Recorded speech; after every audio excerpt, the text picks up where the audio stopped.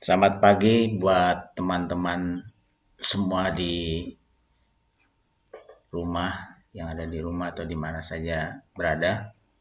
Pagi hari ini judul daripada khotbah atau firman yang mau dibagikan adalah hasil atau buah dari mendengar. Apa yang dihasilkan bila kita mendengar sesuatu. Jadi saudaraku, pada waktu ada satu pertanyaan yang boleh kita coba renungkan. Apa yang kita dapat waktu kita mendengar cerita tentang seseorang? Misalkan orang itu adalah kita yang pada pagi hari ini sedang berdoa, ya. Kita akan punya penilaian tentang orang itu atau dia baik atau mungkin buruk.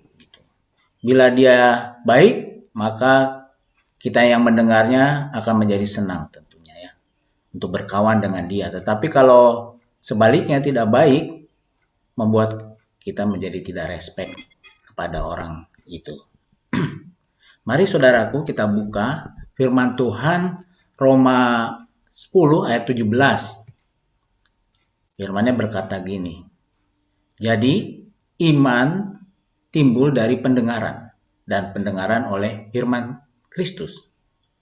Topik hari ini adalah bagaimana iman itu dihasilkan karena kita mendengarkan firman Tuhan. Inilah hasil dari atau buah dari mendengar firman Tuhan akan menimbulkan iman kita, kepercayaan kita kepada Tuhan. Jadi apa yang engkau dengar, maksud saya ada satu pertanyaan lagi kepada kita yang berdoa setiap hari. Tentu kita mendengar firman Tuhan sebelum kita berdoa. Apa yang engkau dengar setiap pagi waktu firman Tuhan dibagikan? Apa yang engkau dapat pada waktu firman Tuhan dibagikan?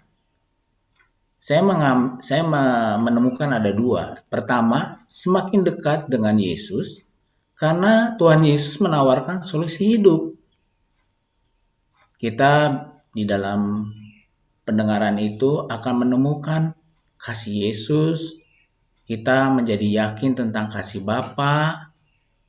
Yang nomor dua adalah kita semakin jauh dari Tuhan Yesus. Karena yang dibagikan mungkin itu menakutkan sebagian orang karena kita tidak sanggup melakukan perintahnya. Atau melihat firman-Nya itu penuh dengan hukuman karena kita tak layak di hadapannya. Apa jadinya yang kita dengar? Inti pesan firman Tuhan hari ini adalah mendengar apa yang diberitakan. Iman timbul dari pendengaran, tetapi ketakutan juga dari pendengaran yang salah.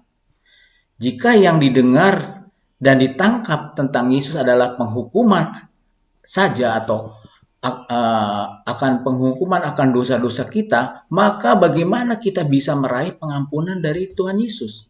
Bila yang didengar bahwa Allah menghukum dengan penyakit kepada kita, bagaimana kita bisa menerima kesembuhan dari Yesus? Karena kita orang berdosa. Sungguh menyedihkan kalau seperti itu ya. Tuhan nampaknya digambarkan begitu kejam. Kebaikan atau amal saleh kita ternyata terlalu kecil dibandingkan dosa yang kita lakukan, sehingga menjadi tidak layak kita untuk mendapatkan pertolongannya, mendapatkan kekuatannya, kesembuhannya, kecukupannya, dan lain-lain. Jadi ini pemutarbalikan fakta firman Tuhan yang sebenarnya. Apa yang sebenarnya firman Tuhan katakan tentang Tuhan Yesus atau Allah Bapa? Kalau saudara dan saya membaca di Mazmur 3 ayat 8, firman-Nya berkata demikian. Tuhan adalah penyayang dan pengasih, panjang sabar dan berlimpah kasih setia. Firman Tuhan memperkatakan tentang Tuhan kita, Ia adalah penyayang, bukan Allah yang kejam itu. Tuhan adalah penyayang dan pengasih, panjang sabar dan berlimpah kasih setia. Memang Tuhan itu bisa marah, bisa murka, karena Tuhan tidak bisa bersatu dengan dosa. Oleh karenanya Bapa Allah Bapa memberikan Yesus anaknya untuk menjadikan kita layak memperoleh kesembuhan, pemulihan, kecukupan dari Allah. Allah Bapa itu penuh kasih. Saudara bisa baca di 1 Yohanes 4 ayat 8 dan 16. Berkata demikian ayat 8-nya, barang siapa tidak mengasihi, ia tidak mengenal Allah. Sebab Allah adalah kasih. Ayat 16. 1 Yohanes 4 ayat 16, kita mengenal dan telah percaya akan kasih Allah kepada kita. Allah adalah kasih. Dan barang siapa tetap berada di dalam kasih, ia tetap berada di dalam Allah dan Allah di dalam dia. Ini hanya Alkitab ini kan seperti cermin, kita bisa melihat diri kita siapa. Tuhan Yesus, saudaraku, di Alkitab tidak pernah mengutuk pelacur yang bertemu dengan dia atau pemungut cukai yang bertemu dengan dia. Yang membenci pelacur dan pemungut cukai adalah manusia di sekelilingnya. Tuhan Yesus malah menjadi teman bagi mereka. Tuhan Yesus tidak pernah mengambil 2 roti dan 5 ikan itu, tetapi Tuhan melipat gandakan sehingga 5.000 orang dapat makan sampai kenyang, bahkan masih ada lagi sisa. Semua isi Alkitab menceritakan tentang Tuhan Yesus yang menyembuhkan, yang melepaskan dari keterikatan, yang membangkitkan orang mati. Siapakah Yesus yang kita selalu dengar setiap hari bagi diri kita masing-masing? Di Kisah 10 ayat 38 dikatakan demikian. Bercerita tentang siapa Yesus, yaitu tentang Yesus dari Nazaret. Bagaimana Allah mengurapi dia dengan Roh Kudus dan kuat kuasa. Dia yang berjalan berkeliling sambil berbuat baik dan menyembuhkan semua orang yang dikuasai iblis, sebab Allah menyertai dia. Jadi kita lihat bahwa Yesus adalah Allah yang baik. Tuhan Yesus selalu berbuat baik kepada siapapun juga. Kepada kita, dia tidak pernah berbuat jahat kepada kita. Biarlah kita melihat Bapa dari berita tentang Tuhan Yesus. Di Yohanes 14 tadi kita lanjutkan ayat 9 dan 10. Berkata demikian firman Tuhan. Kata Yesus kepadanya, telah sekian lama aku bersama kamu, Filipus, namun engkau tidak mengenal aku. Barang siapa telah melihat aku, ia telah melihat Bapa.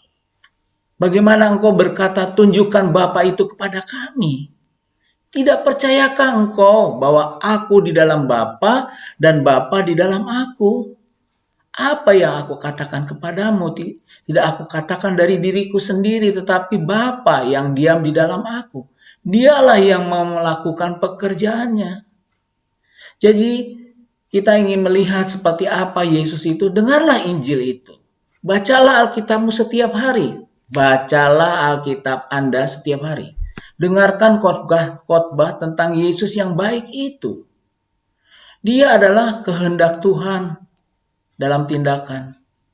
Dialah yang pergi berkeliling melakukan kebaikan.